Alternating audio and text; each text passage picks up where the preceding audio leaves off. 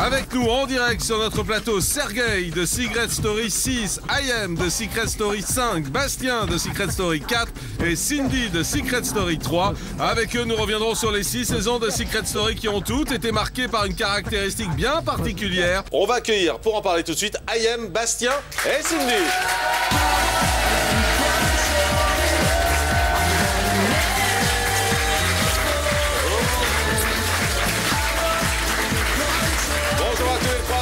Sergueï également nous rejoindra. Sergueï qui lui est de Secret Story 6. Alors vous le savez, IM a fait Secret Story 5, Bastien a fait Secret Story 4 et Cindy a fait Secret Story 3. Donc Sergueï nous rejoindra qui lui fait Secret Story 6. On va essayer de faire un petit point avec vous justement de ces émissions de télé-réalité un peu plus globalement sur la façon dont vous les percevez aujourd'hui. Cindy, vous avez le sentiment que c'est encore à la mode aujourd'hui la télé-réalité? Alors la télé-réalité, je trouve que c'est encore à la mode, mais ça a besoin d'évoluer. Je pense qu'on est sorti du stade où il fallait voir les gens évoluer dans une maison enfermée.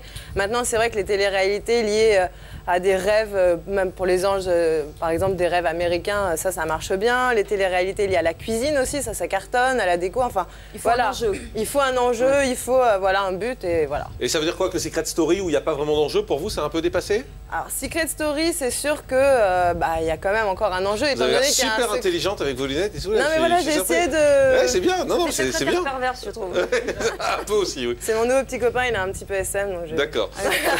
Donc Secret Story, c'était passé pour vous?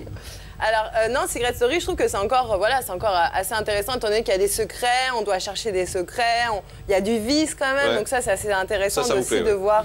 Oui, ça me plaît, mais vous aussi, j'ai l'impression. À un moment donné, vous avez regretté votre participation? Alors moi jamais en tout cas. Moi pas du tout. Sur ce que vous avez pu entendre sur vous Ce qu'on entend sur nous, franchement, au bout d'un moment, on commence à connaître le jeu. Je veux dire, voilà, on est les candidats de télé-réalité, les bons à attaquer, évidemment. À l'époque, c'était pas nous, c'était aussi les comédiens de sitcom. C'était à eux. Maintenant, c'est à notre tour, les candidats de télé-réalité, donc chacun son tour. Cindy, on fait de la télé-réalité, pourquoi? Pour avoir de la notoriété quand même? Pour avoir de la notoriété, à condition que la notoriété ait un intérêt, à vrai dire, de juste être connu et d'être reconnu dans la rue. Enfin, vous êtes déçu, limité, quoi. Vous êtes déçu parce que ça vous a apporté? Non, moi je suis pas déçue, je suis assez contente de ce que ça m'a apporté. Moi j'écris des chroniques pour New Look, le magazine. Voilà. Vous êtes journaliste, vous vous considérez comme journaliste? Non, franchement je suis pas du tout journaliste pour moi. Voilà, mais vous êtes quoi, c'est quoi votre métier? Mon métier, j'ai une société, voilà. Chef d'entreprise? Voilà, chef d'entreprise. Donc je vends des cosmétiques comme vous le savez. Hein, avec votre lait d'ânesse, là, c'est ça? Exactement. Mon Dieu. Alors, on va revenir sur les différentes saisons de Secret Story, justement. Quelles ont été les plus sympas, les plus sexy, les plus violentes? Et l'enquête est signée Alexandre Mouchotte. Cette année, Secret Story fête ses 6 ans et en 6 saisons, il s'en est passé. Mais quelle saison a le mieux marché? Laquelle a été la plus sage, la plus sexy, la plus déjantée, la plus surprenante? Et quelle saison a eu son plus gros lot de clash? Cindy, elle n'existe pas. On parle pas de toi. Alors arrête de te mêler, arrête de vouloir défendre les gens. On parle pas de toi, d'accord? On veut pas te vexer. Alors on se tait. Toi tu nous vexes, Cindy, d'accord? Je m'embrouille avec Émilie, pourquoi Kevin il vient? Parce que toute la journée on parle de moi derrière mon dos dans ces nominations. Tu vas être content. Là ça prouve que je suis vraie et sincère. T'es vraie bonne, mais tu te rigoles, tu te fous de moi ou quoi? T'as été commencé à traîner avec un mec que tu pouvais pas blairer, tu te fous de ma gueule du jour au lendemain, tu nous as plus parlé.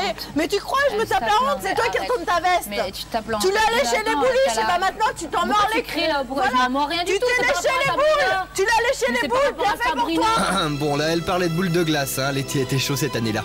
La saison la plus sexy est la saison 3, évidemment, avec ses scènes de piscine et de maillot de bain très caliente. Et Cindy qui n'a ni froid aux yeux, ni aux fesses, ni aux poils, puisqu'elle n'en a plus. Regardez pas. Regardez pas.